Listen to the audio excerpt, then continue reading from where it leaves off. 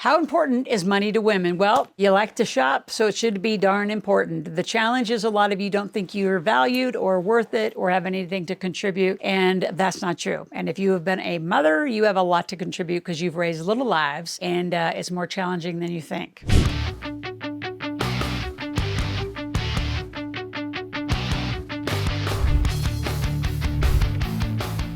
I want to talk about several things today. Just shifting your mindset as a woman with money. Like, it is very different. I don't care how many people say that it is easy and, people like high-powered women. It's also an amazing challenge once you arrive here. The other thing I want to talk about, how do you build the confidence and the independence? And I'm just going to tell you a quick little clue. Love and money have nothing to do with each other, so don't collapse it. It is about you and what you want for you, your family, potentially your children if you don't have them yet. Last thing we're going to talk about is strategies to maximize your earning potential. And that is whether you're an employee or in business. So let's begin. How do you shift your mindset as a woman, right? Really around money? Because I don't know how many women say, well, I don't have any motivation with money. Well, it shouldn't motivate you, but you need it to go shopping. You need it to buy assets. So I am a huge fan of build your assets, then your lifestyle. Well, women, you're going to have to moderate that. There's huge ways to do that. So when you embrace your energy and attitude for success, what a lot of young women people do is just say, well, I'm too young, I'm too this, and you buy into all of that. So I want you to learn and really take on the act as if principle. Act as if you're the millionaire. When I started the Rich Dad, Poor Dad brand and I left Chevron in my exercise physiology world and jumped into this world, I went, first of all, to work for a company that I wanted to create myself. And I stayed there for almost 5 years. And I learned everything from marketing, sales, cash flow, fulfillment, operations, technology, how to build the team, how to build the systems around this kind of a business and organization. Because you don't really go to school to be a best-selling author and a world-leading stage speaker and understand all this. There's not a job title that, you go to a university for, so you have to use mentors to get there. So I use the organization of Rich Dad, Poor Dad. Sharon Lechter is still one of my best friends and mentors. I call her my financial mom. And I embrace this act as if, because here I am teaching the cash flow game and people are like, well, are you a millionaire young lady? And I'd be, no, but I'm going to be one. You come with me and become a millionaire with me or stay behind. And boy, I just built a database. Between those years, I built 18,000 people consistently following me. And that's like right around the time before social media was really kind of cranking in and doing anything. So who are you and what do you really want? So drop the, I'm just a beginner and I'm going to ask for less money, because if your skill set, I don't care how old you are, if you're 13, 14, 17, 22, 28, at that point I was in my late 20s, I was better than most people, especially in teaching, because I was very much taught adult learning theory early in my career by another mentor. So I knew how to teach better. I was applying the knowledge better. I didn't care that I was 10, 20 years younger than some of the gurus out there. I charged what they charged and I brought my prices up pretty quickly. So you've got to get in the right circles of people. The other thing too, for all young women, find what I call model companies, somebody that you want to be like. Rich Dad, Poor Dad was that to me. And then I went on and Bob Proctor, Nightingale Conan was the product side. I understood the product side, right? And then I learned a whole bunch from Jim Rohn's organization and John Maxwell's organization about infomercials and branding. So I just kept spreading out to mentors and people who are doing what I wanted to do. And how could you learn to do it better? So if you're like, well, I can't spend any money, you're spending it on tuition. I mean, most of you, you're either getting scholarships or you're paying for college, or your parents have a college fund put away for you. And if they don't, you go to them and say, you know what? I don't want to do it that way. I want to just hire Loral and her team to teach me how to do more of what I know how to do, whatever you want to do, whether it's real estate. I can help you do any of these categories. I'm a millionaire in 8 industries, about to be 9. So you can do this, young ladies. But you got to get that attitude and not ask for permission. I'm not saying being rude and snotty and cocky about it, but you're not asking people, can I do this? You're doing it, right? Huge attitude shift.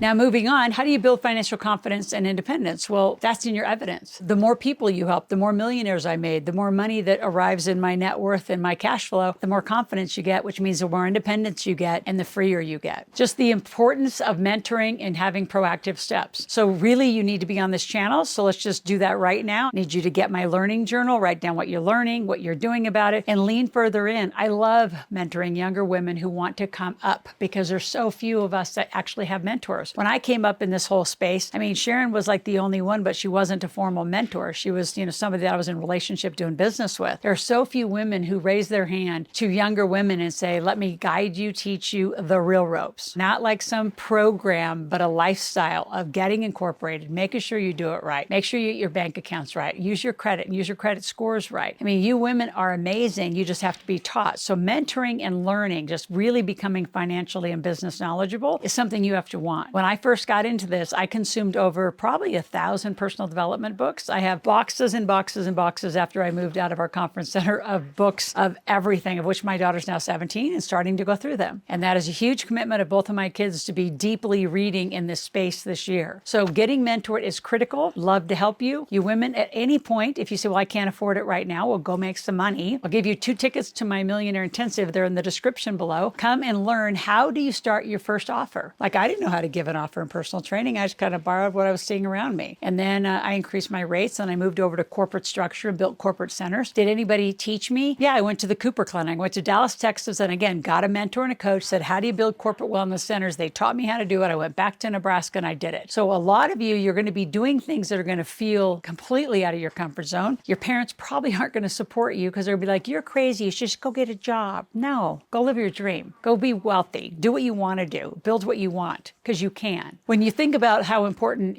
money is to women in general, I would say I have this program I first started because here's what I see at the end of women's life. And I started it because of the end of women's life, not the beginning. It's called A Man Is Not a Plant. Women will outlive their man if they're the same age when they grow together and get older. They will outlive 8 to 13 years. Men usually die married. Women die divorced or widowed. So women, you got to organize yourself around business and finance and understand it. The Man Is Not a Plan isn't some snarky program. It came out of women truly not knowing when their husband died where to find the life insurance policy. They didn't know anything about the trust. They didn't know anything about their taxes. They had no idea where the stock certificates were or where the deeds were to the properties. And then their lawyer and accountant just sold it all off, created a huge tax burden, and these women lost their homes. So I do that with a lot of passion and concern, that you have got to lean in and learn money, and don't just get an MRS degree because you think some guy's going to take care of you. Men are amazing, love them, and I have made my own way my entire journey because I choose to, and I want to be independent financially. You can too. Love and money have nothing to do with each other, women.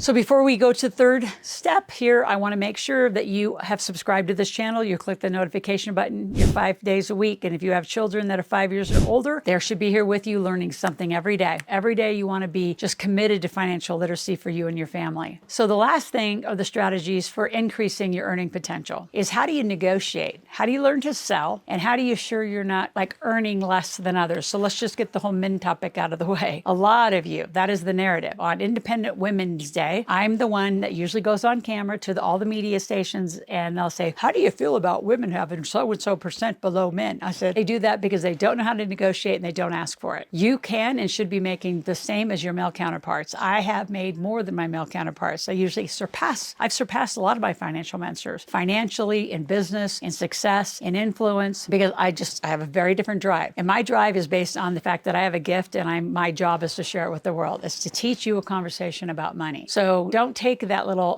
hook and say, well, women get paid less. No, they don't. And if they do, it's because they're not negotiating and they don't ask. So let me give you some statistics. And women, I need you to hold your value and your worth and know that you're worth it, and what you're providing in a product or service to the world is needed desperately. Here's some interesting statistics. The global average of women, they earn about 77 cents for every dollar earned by men that work of equal value. That is the International Labor Board. Doesn't have to be that way, so change it. In the United States in 2022, women earned approximately 82% of what men earned on a median weekly average salary and scale. U.S. Bureau of Labor Statistics. Sector differences. The gender pay gap is pronounced in several industries. Finance and technology is significant around men getting paid more versus sectors like education and healthcare. And again, negotiate and ask for what you're worth and you deserve it. Our age and experience, again, women that are younger don't ask for the money that they deserve. I've been coaching my daughter as she took babysitting jobs, for example, and I said, first of all, call yourself a nanny, you'll make more money. And if they leave you with an animal or they leave you with a house to clean, that is not your job. They hired you to babysit. So as a nanny, you could offer more services and go up from, say, 15 an hour to 20 and 25 an hour as a 16 and 17-year-old girl. So a lot of you've got to understand this entrepreneurial price structure. Just because you're younger doesn't mean you're paid less. Just because you're younger doesn't mean that you can't do the same quality. Now, if you truly don't do the quality, again, get with a mentor, get with a more model organization and be taught a lot of this. This isn't difficult. It's just different than you've been taught. And you probably have inherited behaviors from your parents about who you're supposed to be in the role of a family. So I have been a huge money earner in my family, and I hire home help. And that That's nothing less than the woman I hire is amazing. She has her own company. So my company hires her company. And it's not like a less than job. It's just not one that I'm going to do because my hourly rate is way too high than vacuuming and cleaning a house. And I sure in the heck hate getting groceries. It's not like I don't pick up a few things here and there, but y'all don't need to be cleaning your house. You don't need to be getting groceries. And quite frankly, most of the time, driving your kids around between sports events and stuff, you can hire that too. I've hired all of those things. I actually make it to the sports event, but I don't need to go to every practice. I don't need to do the driving and get stuck in traffic. You don't either. So you need to put a value, not arrogance, a value on your time and your worth. And a lot of you just haven't done it. As far as negotiating, I'd love to teach you privately and mentor you how to negotiate. So you've heard a couple of the sayings, whoever speaks the most loses. That's true and it's not, because you also need to posture the guardrails of the conversation. So there's a whole conversation structure to negotiating, of asking for what you want, never telling the story. Stories don't matter, and a lot of you women are used to telling the whole backstory. I say, so what? Now what? What do you want to do about it? So let's move on and let's find solutions quickly. And women, I think the biggest thing that you want to put on your tool belt is becoming a problem solver. If you look at most of the things that I do during the day, I solve problems. I have problems that get dumped on me from my clients or whatever, the organization, what's ever happening, there's a situation. The faster you can get to solutions, the faster you are going to be a success. Love to help you. Again, go to askloral.com if you have any questions, need a request, anything that I do. Love to help. Talk to you tomorrow.